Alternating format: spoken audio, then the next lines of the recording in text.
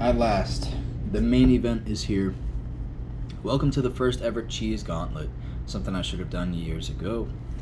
But it's never too late to make a positive change in the world, and cheese is my thing, so I figure I better start doing something with it. Here I go. Plus, it's an excuse for me to eat cheese and talk to y'all, and I appreciate all that. So, we got us a fight to the death here between 5 cheeses, very unique cheeses, mostly. And we're just going to see which one comes out on top as my favorite. Here are our contestants. Coming from England, Coombe Castle's Wensleydale with apricots. The most sweet of the bunch. Actually, that might not be true anymore, so ignore my words. But pretty underground cheese I'm talking here. Maybe out in England they eat it a lot more, but I've never heard anybody ever mention Wensleydale cheese, so honored to have a unique guest here. Coming in next, we got Palmetto Cheese, or Pimento Cheese. Like I said in the review, this is more than just a cheese. It's kind of a creation in its own way, almost like potato salad or macaroni salad. So I do feel it's got a bit of a slight edge on the competition here. From South Carolina, this is Paulie's Island Pimento Cheese. All of these were gotten from Walmart. Up after that, we've got Polio's whole milk mozzarella. It's a classic. Gotta go basic when you go in. Shoot, I guess it comes from Italy, right? So, here's our fattest contender. See that jiggle? I didn't.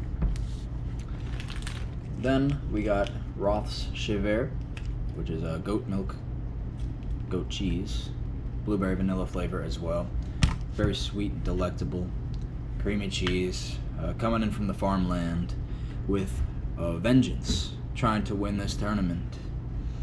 And then here we have, also by Roth's, this is Grand Cru, C-R-U.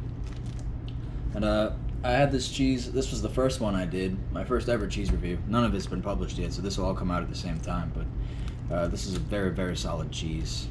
Kind of Parmesan-y, but a little bit of cheddar, maybe, kind of Swissy. It was great on my eggs. It's got a very strong top of your mouth, bittery taste, but it still curls. That's the only way I can describe it, really. It's a very abstract thing, taste. So I'll be palate cleansing in between each one, rating each cheese as I go. Just checking to see if I have a pen on hand. It seems I don't, but I think I'll be able to remember what I rate them. And also, any ratings I made in their individual rating is now...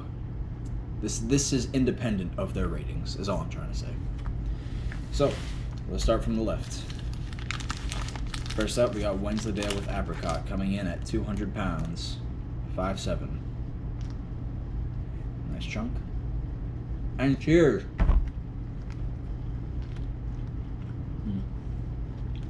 I said this in the review, but I swear this tastes like lunch meat. Like a ham sandwich. It's not a bad thing, no. It's not what I expect from a cheese like this.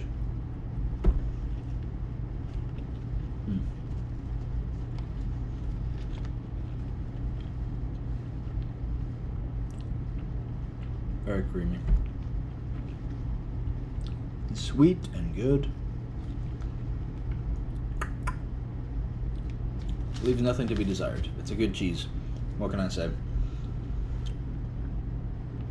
Now, where would I rate this? Now, if you remember my rant from the Grand Cru video, the education system has fucked up our sense of scale. So a 50% score is average, even though that's like an F in school. Base Clan. But 70% would be a C, and nobody wants to get a C on their test, but 70% out of 100 is pretty good. It's about 3/4, you know, so can't complain about a score like that. I'm willing to give this 75. I will give this 7.5 cheese wheels out of 10. Matter of fact, let's do it for precision's sake, because this is a contest. That would be 75 cheese wheels out of 100. It's a great cheese. It's a unique cheese, but it doesn't blow you away either. It's modest, but defined. It stands up for itself.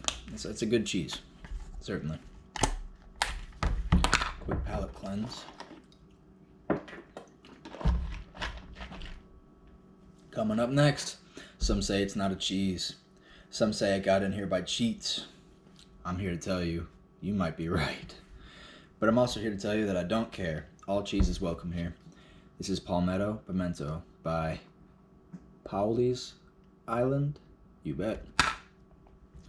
For looksies. For looksies. Here we go.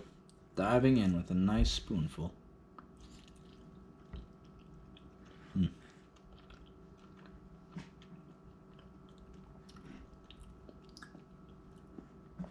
You know what I like about this is the first thing that I taste is not cheese, but I believe some kind of pepper. Let's see. We got red peppers in here. Onion. I can definitely notice onion. Maybe that's what I'm thinking of, but I know for a fact that there is pepper in here, and I'm not giving up until I find it. Huh. I guess not, but I can't figure out what else this red thing would be. Tomato, maybe? Who knows? But not only is it tasty, but it's very versatile. This cheese means business. So I gotta give it a solid 8.5 out of 10. 87 cheese wheels out of 100 for Palmetto. We got a killer in first place right here. Good luck to the competition.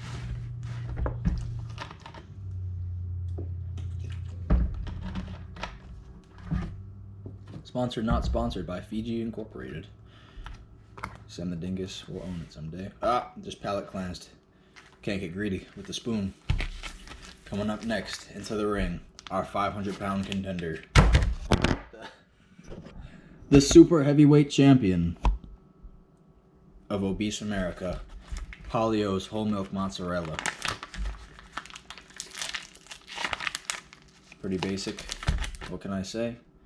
Sometimes it's the most simple of things that capture your heart most dearly.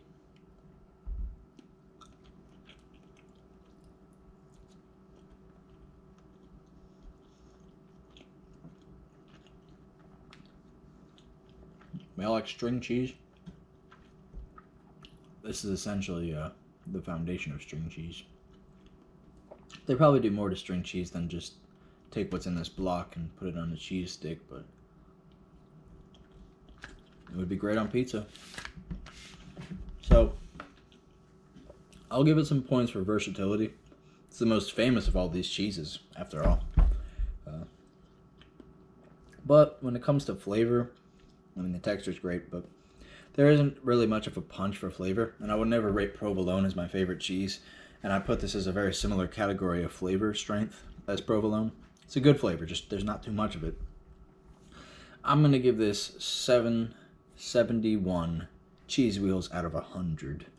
For its basics, it's a foundation, it's great, but no one would be wowed by this cheese, I don't think. Maybe there's fresher mozzarella out there, but for what we have here, it's going to be sitting in last at the moment, with Palmetto still safely in the lead. Whoa. But the dark horses have come, free from the stables. Our last two contenders, some real bangers. I would like to start with Roth's Chevre goat cheese, blueberry vanilla. This is a dessert cheese. It's quite good. The flyweight champion of the world. Just gonna get a nice chunk out of this so y'all can get a cross section. Here's one side, and here's the next. In we go. Cheers.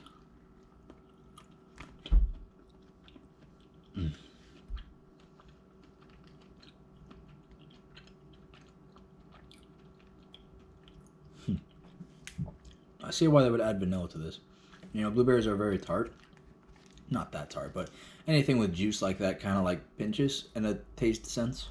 Taste abstract perception. But the vanilla kind of like just flows it down. It's a very nice contrast. On top of a cheese that's already very creamy.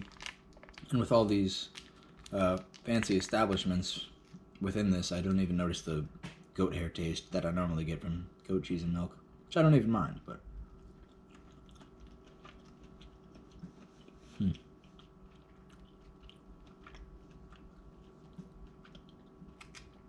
Creamy and good. You could put this on bread, on a bagel in the morning. Call it love. I would call it love. So right now I'm kind of torn because I don't know where to put this. I mean, I want to stick this somewhere between 80 and 86 cheese wheels out of 100. Currently tied for first with Palmetto Pimento. Perhaps we will have a tiebreaker round of some kind. I don't really know how I'll do that, but these two are real contenders and worth having in your refrigerator at all times. No doubt. Great cheese. Last but not least, the underdog with a big name. Grand Cru. Well, what can I say? No one's ever heard of this cheese. But from everything I remember, it was absolutely delicious.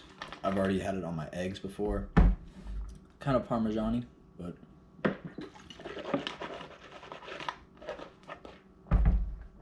let's see what it do.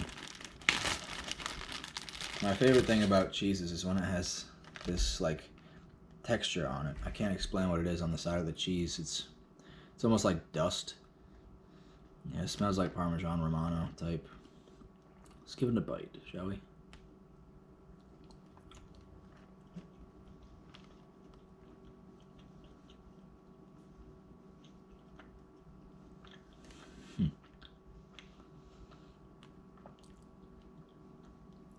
Yeah. It's very similar in flavor to those as well. That's the very closest comparison I can make for you. If we took a bite out of a Parmesan wedge, that's what Grand Cru would be. And growing up, I didn't really like Parmesan that much. I didn't like a lot of cheeses, actually, believe it or not. But I could eat a Parmesan wedge like it's nothing. And this is pretty similar to that. Really, really good. Very flavorful cheese. Very unique. It stands out. It's got great aesthetics and texture. What do I do with you? I guess this is something I could use more than, say, this goat cheese. So let's get more points for versatility. And what can I say? This one is one of the few here that is just its own cheese. You know, everything else other than mozzarella has some added elements to it. Blueberry vanilla or onions and peppers or apricots. So I'm respecting its power on its own. It's very flavorful. Grand Cru, huh? Alright, the scoreboard is in. We are giving this 89 cheese wheels out of 100. You heard it here first, folks. Grand Cru is the winner of the first ever Gauntlet. Here's the order in which they placed in. Grand Cru at the top. Ooh. These ones are hard. It breaks my heart to put any above the other. And I could use them in different ways in which obviously they'd be better than the other in that regard, but I'm going to give it to goat cheese for this round. Now, on a different day, maybe it could go a different way, so I'm no hatred towards my babies here. These are some top-notch cheeses. And I'll put Wensleydale in here because it's unique, got some good flavor, but not crazy. And of course, mozzarella at the bottom because it is what it is. Nobody's hating on mozzarella. You know, just like you wouldn't hate on a 5th grader for only knowing how to do multiplication and not calculus. It's a simple cheese. It doesn't need much else. So, once again, Grand Cru, Chevre blueberry vanilla, Palmetto pimento, Wensleydale, mozzarella. And that concludes this gauntlet. The cheese duel is over and we have a clear winner. So, get yourself some Grand Cru from Walmart today. Have a good day.